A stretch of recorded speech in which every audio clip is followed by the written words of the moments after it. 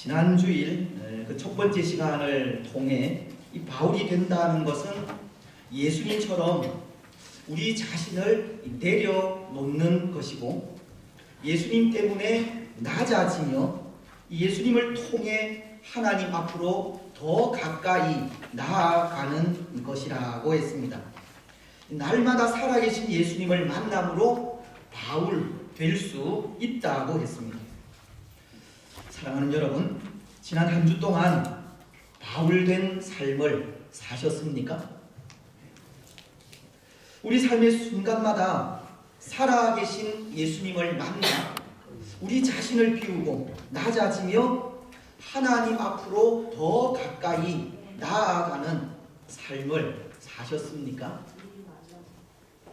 때로 신앙의 삶은 훈련이요 연습입니다. 우리 인생은 연약하여 늘 넘어지고 실패하며 실수하는 존재이지만, 그럼에도 이 신앙의 삶을 부지런히 훈련하고 연습하면 마침내 예수 그리스도의 장성한 분량에까지 자라게 됩니다. 그래서 로마서 12장은 11절을 통해 이렇게 말씀하시는 것인데요. 부지런하여 게으르지 말고 열심을 품고 주를 섬기라. 여러분, 부지런히 신앙의 삶을 훈련하고 연습하여 마침내 예수 그리스도의 장성한 분량에까지 자라가는 우리들이 되시기를 바랍니다. 날마다 살아계신 예수님을 만나 나를 비우고 낮아지며 하나님 앞으로 더 가까이 나아가는 바울과도 같은 삶을 사시기 바랍니다. 오늘 우리는 또 하나 바울과도 같은 삶의 모습을 생각하려고 하는데요. 그것은 나 자신이 누구인지, 이 자신의 존재를 분명히 알아야 한다는 겁니다. 바울은 하나님 앞에서 자신이 어떤 존재인지를 알았다는 겁니다. 오늘 13절은 상반절을 통해 이런 고백을 하지 않습니까? 내가 전에는 비방자요 박해자요 폭행자였으나, 바울은 자기 자신에 대해 고백하는 것이 내가 전에는 비방자요 박해자요 폭행자였다는 겁니다. 그리고 15절 마지막 부분도 마찬가지인데요. 말씀은 이렇게 기록을 합니다. 죄인 중에 내가 괴순이라. 바울은 나는 이전에 비방자요 박해자요 폭행자였고 지금도 여전히 죄인 중에 괴수라는 고백을 하고 있습니다. 그런데 이것은 다른 의미가 아니라 구원자이신 예수님에 의해 새 생명을 부여받은 자 중에 자신이 가장 큰 죄인이라고 하는 의미입니다. 여기 괴수로 기록된 단어는 서열상으로 첫 번째, 즉 우두머리라고 하는 뜻인데요. 예수님은 죄인들 중에 우두머리 같은 나를 위해서 이 땅에 오셨다는 것을 말하는 겁니다. 이것은 다시 말씀을 드리면 바울이 자신의 죄인됨을 고백한 것으로 자신에 대한 분명한 알미 있었다는 겁니다. 그래서 그는 늘 그런 고백으로 나아갔습니다. 나는 작은 자라는 고백입니다. 고린도전서 15장 9절 말씀은 나는 사도 중에 가장 작은 자라. 나는 하나님의 교회를 박해하였으므로 사도라 칭함 받기를 감당하지 못할 자니라. 또 에베소서 3장 8절 말씀도 모든 성도 중에 지극히 작은 자보다 더 작은 나에게 이 은혜를 주신 것은 측량할 수 없는 그리스도의 풍성함을 이방인에게 전하게 하시고, 바울은 자신을 늘 작은 자라고, 나는 지극히 작은 자라는 고백으로 나아간 겁니다. 바울은 자기 인식이 분명했다는 겁니다. 여러분, 사실은 그런 것 같습니다. 은혜 받은 자들의 이 공통점을 찾으라면 그것은 이 자신의 죄인됨을 발견하고 고백하는 것에 있습니다. 날마다 깨어 주의 은혜를 사모하는 자들의 특징이 나 자신의 연약함을 발견하는 것에 있다는 겁니다. 예수님을 만난 사람들의 특징은 자신의 부족함을 깨닫고 겸손해지는 데 있는 겁니다. 베드로라는 사도도 보십시오. 누가복음 5장을 보면 예수님께서 공생애를 시작하시면서 제자들을 부르시던 중에 갈릴리 호숫가에서 고기를 잡는 베드로를 만나게 됩니다. 그리고는 그에게 깊은 데로 가서 그물을 던지라고 하셨고, 이에 베드로는 그 말씀에 순종하여 깊은 곳에 그물을 던지게 되었을 때 심히 많은 물고기를 잡게 됩니다. 그때 베드로는 자기에게 말씀하신 분이 예수님이심을 알게 되고 예수님께 이런 고백을 하게 되는데요. 누가복음 5장 8절입니다. 시몬 베드로가 이를 보고 예수의 무릎 아래에 엎드려 이르되 주여 나를 떠나소서 나는 죄인이로소이다 하니. 예수님을 만난 베드로도 자신의 죄인됨을 발견하고 고백한 것입니다. 우리가 잘 아는 찬송가 304장도 그런 것 같습니다. 3절 가사를 보면 이렇게 찬양을 하는데요. 하늘을 두루마리 삼고 바다를 먹물 삼아도 한없는 하나님의 사랑 다 기록할 수 없겠네. 하나님의 크신 사랑 어찌 다 쓸까? 저 하늘 높이 쌓아도 채우지 못하리. 하나님 크신 사랑은 측량 다 못하네. 영원히 변치 않는 사랑 성도여 찬양하세. 여러분, 하늘이 얼마나 넓습니까? 그것은 우리가 측량할 수 없는 공간입니다. 또 이 바닷물은 얼마나 풍부합니까? 그것은 셀 수도 없고 달 수도 없는 양입니다. 그런데 그렇게 측량할 수 없이 넓은 하늘을 두루마리로 삼고 또 셀 수도 달 수도 없이 많은 양의 바닷물을 먹물로 삼아서 그곳에 하나님의 사랑을 기록한다고 해도 그 사랑을 다 기록할 수 없다고 합니다.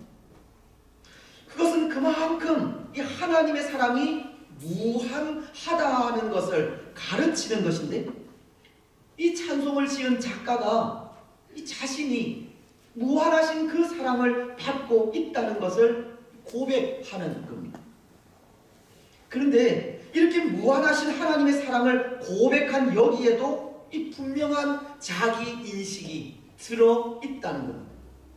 이 고백은 하나님의 그 크고 넓은 사랑을 남은 받을 자격이 없지만 그럼에도 그 사랑을 받고 있다는 것을 고백하는 것이기 때문입니다. 나같이 연약한 사람에게도, 나 같은 죄인에게도 하나님은 놀라운 사랑을 베푸셨다는 것을 고백하는 것이기 때문입니다. 나 같은 죄인에게까지 주어질 만큼 하나님의 사랑은 무궁하다고 죄인인 자신에 대한 분명한 고백을 하고 있는 겁니다. 마치 사도 바울이 죄인 중에 내가 괴순이라 라고 고백한 것과도 같이, 나는 지극히 작은 자라고 고백한 것과 같이 이 찬송의 작가도 그런 고백을 하고 있는 겁니다. 은혜 받은 자들의 공통점이 자신의 연약함을 발견하고 고백하는 것에 있다는 겁니다. 날마다 깨어 주의 은혜를 사모하는 사람들의 특징이 죄인됨을 발견하는 것이고, 예수님을 만난 사람들의 특징이 자신의 부족함을 발견하고 겸손해지는 데 있다는 겁니다. 사랑하는 여러분, 오늘 우리는 어떻습니까? 은혜 받은 자로서 우리는 우리의 연약함을 날마다 발견하고 있습니까? 자신의 죄인됨을 고백하며 하나님의 은혜를 간구하고 있습니까? 우리 자신의 부족함 때문에 늘 겸손하게 하나님의 은혜를 간구하며 살아가고 있습니까? 오늘 우리에게 그것을 깨닫는 일이 얼마나 중요한지 모릅니다. 그것을 깨닫지 못하면 우리는 정말 바울 되기 전에 사울처럼 살아갈 수밖에 없기 때문입니다. 우리 자신의 연약함을 깨닫지 못하면 우리는 여전히 비방자요, 박해자요, 폭행자로 살아갈 수밖에 없기 때문입니다. 비록 교회는 다니고 있을지 모르지만 죄인 중에 괴수라는 이 분명한 자기인식이 없다면 여전히 내 성격대로, 내 주장대로, 내 마음이 원하는 대로 신앙생활을 할 수밖에 없기 때문입니다. 그 삶 속에는 하늘을 두루마리 삼고 바다를 먹물 삼아도 한없는 하나님의 사랑 다 기록할 수 없다고 하는 고백을 할 수가 없습니다. 나는 지극히 작은 자라고 하는 고백을 할 수 없습니다. 결코 바울이 될 수 없는 겁니다. 사랑하는 여러분, 오늘 우리는 우리의 연약함을 발견하시고 우리의 부족함을 고백하시기 바랍니다. 우리의 연약함에 늘 겸손하게 살아가시고 그 연약함 때문에 예수님이 필요하다는 것을 고백하시기 바랍니다. 그래서 그 삶 속에 하나님의 한없는 사랑이 부어져 바울처럼 그 무한하신 사랑을 찬양하고 감사하며 살아가는 우리들이 되시기를 바랍니다. 바울도 보십시오. 지금 바울도 하나님의 그 무한하신 사랑을 찬양하고 감사하고 있는데요. 12절을 다시 보시면 말씀을 통해 그가 고백하는 것이 이렇습니다. 12절 말씀 우리 같이 읽었으면 좋겠습니다. 12절입니다. 시작. 나를 능하게 하신 그리스도 예수 우리 주께 내가 감사함은 나를 충성되이 여겨 내게 직분을 맡기심이니. 아멘. 바울은 죄인 중에 괴수인 나를, 여전히 비방자요 박해자요 폭행자인 나를 하나님께서 충성되이 여겨서 이런 귀한 사도라는 직분을 맡기셨다는 고백을 하면서 그 은혜에 감사하고 찬양하고 있는 겁니다. 자신의 연약함과 부족함에도 불구하고 직분을 맡기신 것이 너무나도 감사하다는 겁니다. 그런데 여러분, 바로 이것이 하나님의 은혜이지 않습니까? 이것이 하나님의 은혜입니다. 왜냐하면 하나님의 은혜는 거저 주시는 하나님의 선물이기 때문입니다. 하나님의 은혜는 도저히 은혜 받을 수 없는 자들에게도 주어지는 것이기 때문입니다. 그래서 칼빈의 5대 교리를 보면 그 가운데 하나가 무조건적인 선택이라고 하는 교리가 있는데요. 하나님의 선택에는 이 조건이 없다는 겁니다. 때로 이 사람은 정직하고 성실하기 때문에, 또 이 사람은 선하고 거룩하기 때문에 은혜 받을 수 있지만, 저 사람은 선하지도 않고 정직하지도 않으며 거룩하지도 않기 때문에 은혜 받을 수 없다는 것이 아니라는 겁니다. 바울도 보십시오. 하나님은 바울을 충성되이 여기셨다고 하지 않습니까? 여기 충성되이 여기셨다는 것은 하나님께서 바울을 믿을 만한 존재로 여겨주셨다고 하는 의미입니다. 사실은 믿을 수 없는 존재이지만 그럼에도 믿어주셨다고 하는 말입니다. 예수님을 핍박하던 사울을, 예수님을 믿는 사람들을 박해하러 잡으러 다닌 그 사람 사울을 하나님은 그저 믿어주신 겁니다. 어떤 조건이 충족되었기 때문이 아니라 그 조건과는 상관없이 하나님은 바울을 믿어주셨다는 겁니다. 그래서 로마서를 보면 5장 8절은 이렇게 말씀을 하십니다. 우리가 아직 죄인 되었을 때에 그리스도께서 우리를 위하여 죽으심으로 하나님께서 우리에 대한 자기의 사랑을 확증하셨느니라. 우리가 죄인이었을 때 하나님은 그럼에도 우리를 위해 예수님을 십자가에 내어주셨다고 하시듯 바울도 여전히 비방자요 박해자요 폭행자였을 때, 바울이 죄인 중에 괴수였을 때, 아니 그 이전부터 하나님은 바울을 알고 믿어주시는 겁니다. 하나님은 그의 행위를 보지 않았다는 것, 조건을 보시지 않았습니다. 여러분, 바울에게 이 일이 얼마나 감격스러운 일이겠습니까?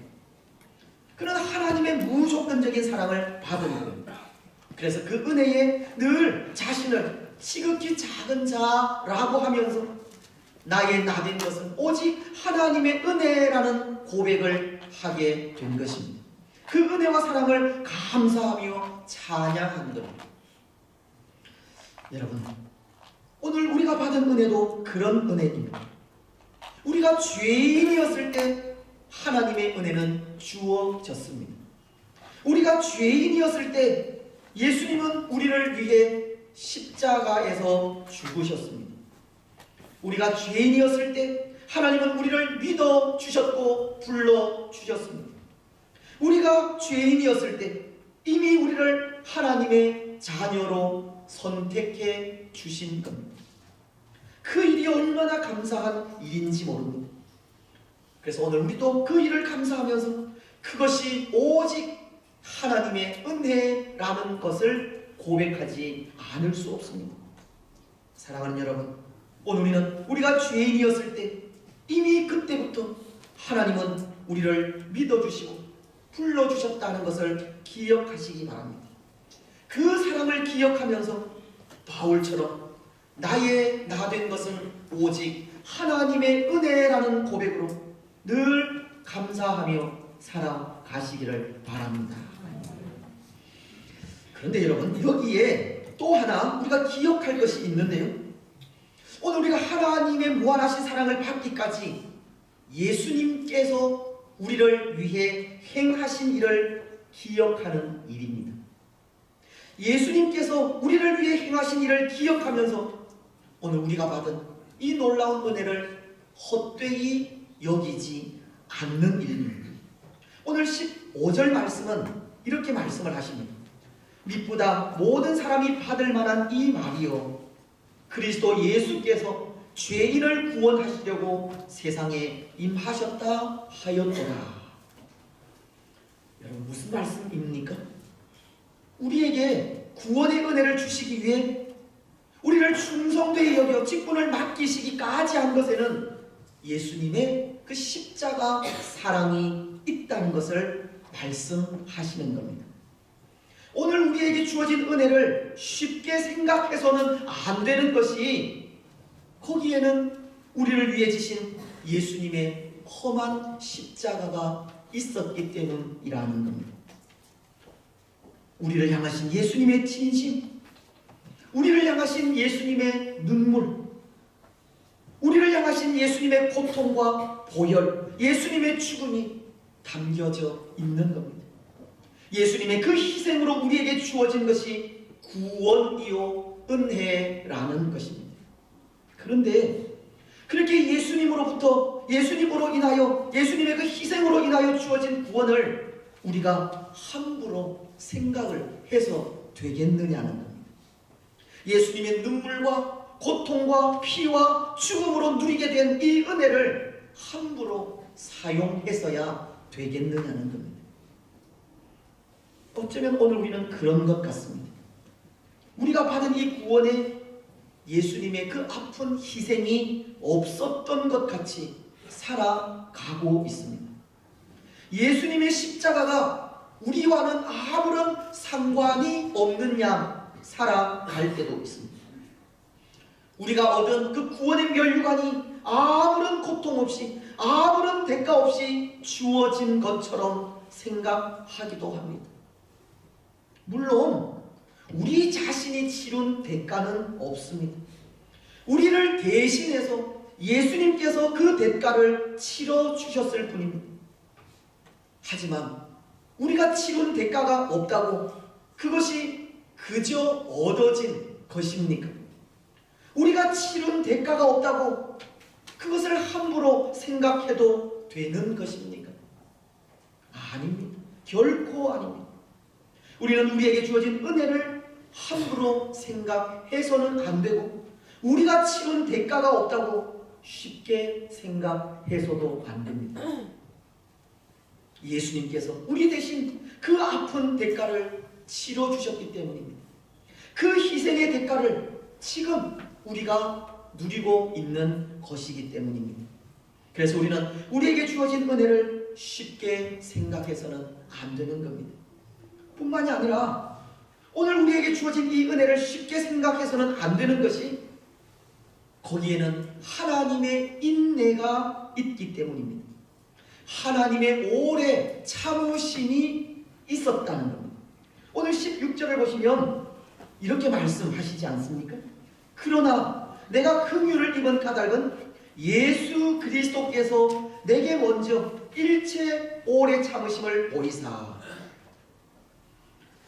바울은 하나님께서 내게 긍휼을 입혀 주셨는데, 내가 긍휼을 입은 까닭은 예수께서 내게 먼저 일체 오래 참으심을 보이셨다라고 합니다.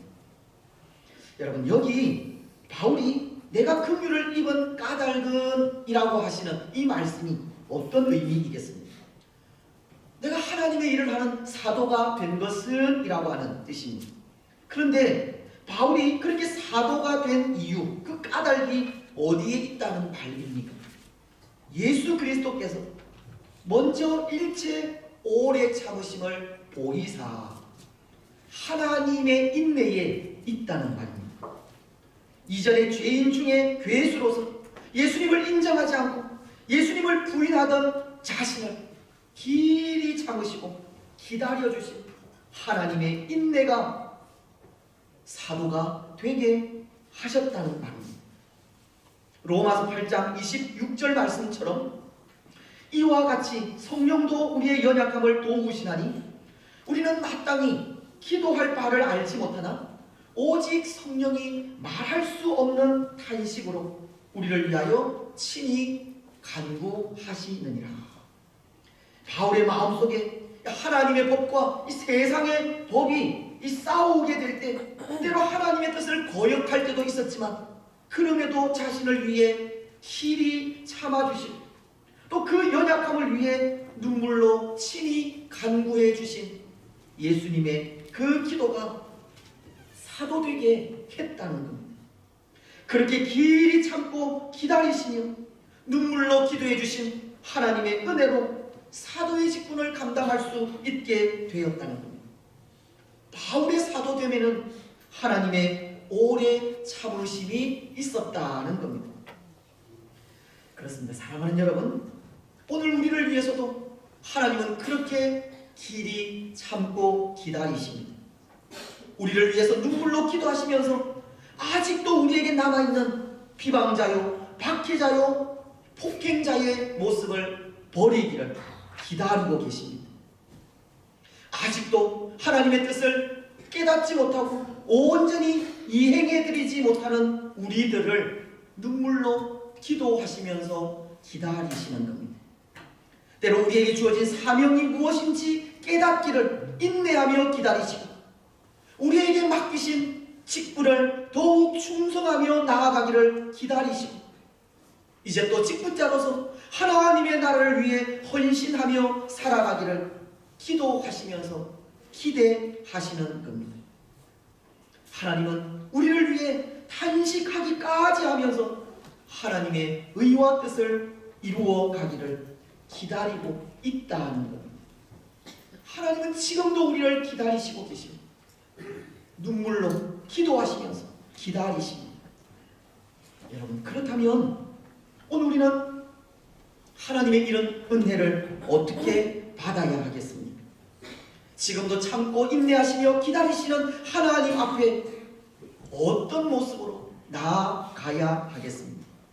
하나님의 의와 뜻을 이루기 위해 할 수 있는 일이 무엇이겠습니까? 오늘 바울은 이렇게 말씀을 하십니다. 16절 하반절인데요. 후에 주를 믿어 영생 얻는 자들에게 보온이 되게 하려 하심이라. 후에 주를 믿어 영생 얻는 자들에게 보온이 되게 하려 하심이라. 이 말씀은 하나님께서 바울을 보온으로 삼기 위해 사도로 세우셨다고 하는 의미로 죄인 중에 괴수인 바울이 예수님의 사람이 되기까지 이 모든 일을 하나님께서 하셨다는 것을 보여주는 겁니다. 다시 말씀을 드리면 비방자요, 박해자요, 폭행자인 사울이 바울 된 것은 전적으로 하나님께서 하신 일이고, 또 하나님은 이런 일들을 수도 없이 많이 행하게 될 것이라는 말씀입니다. 하나님은 오늘 우리에게도 그렇게 하실 것이라는 겁니다. 사랑하는 여러분, 하나님은 오늘 우리에게도 사람들의 보온이 되게 하실 것입니다. 하나님은 죄로 인해 죽었던 우리를 살리시고 하나님의 사람으로 불러주셨듯이 또한 직분도 맡기실 것이고 그 일을 잘 감당하게도 하셔서 모든 사람들의 보온이 되게 할 것입니다. 그래서 오늘 우리는 우리 마음속에 좀 그런 마음을 가지셨으면 좋겠다 생각합니다. 하나님의 모델이 되기를 소원하는 마음입니다. 하나님의 모델이 되어 그 사명을 잘 감당하여 사람들에게 보온이 되기를 소원하는 마음입니다. 하나님의 그 사랑이 그 말로 다 할 수 없는 사랑, 또 하나님의 그 인내가 아무런 소망 없는 우리를 하나님의 사람이 되게 하고 또 직분자로 충성하게 했다고 우리를 통해 이 사람들의 보온이 되기를 소원하셨으면 좋겠습니다. 여러분, 오늘 마지막 17절은 이렇게 말씀을 하십니다. 영원하신 왕 곧 썩지 않고 보이지 아니하며 홀로 하나이신 하나님께 존귀와 영광이 영원 무궁하도록 있을지어다. 바울은 그에게 주어진 그 삶으로, 그에게 맡기신 그 사명으로 하나님께 영광을 드리고 있다는 것인데요. 오늘 하나님의 모델로 살아가기를 원하는 우리를 통해서도 그 삶이 본이 되어 하나님의 영광이 우리를 통해서 나타나게 하시기를 바랍니다. 이제 말씀을 맺겠습니다. 사랑하는 여러분, 오늘 우리는 하나님의 무한하신 은혜를 받은 사람들입니다. 이전에는 비방자요, 박해자요, 폭행자였지만 예수님의 십자가 사랑으로 구원이라는 놀라운 은혜를 받았고, 지금도 여전히 죄인 중에 괴수이지만 하나님의 일에 여러 가지 직분과 직임을 맡기시기까지 크신 사랑을 받았습니다. 오늘 우리는 우리가 받은 그 은혜와 사랑을 함부로 생각하지 마시기를 바랍니다. 우리가 받은 구원의 은혜를 늘 감사하시고 우리에게 맡기신 직분에 충성 다하시기를 바랍니다. 지금도 인내하시며 기다리시는 하나님 앞에 직분에 대한 도전을 가지시고 그 일을 통해 믿음의 보온이 되시기를 바랍니다. 그래서 그 믿음의 보온을 통해 홀로 하나이신 하나님께 찬양과 영광을 돌려드리는 복된 성도들이 되시기를 주님의 이름으로 축복합니다. 우리 찬송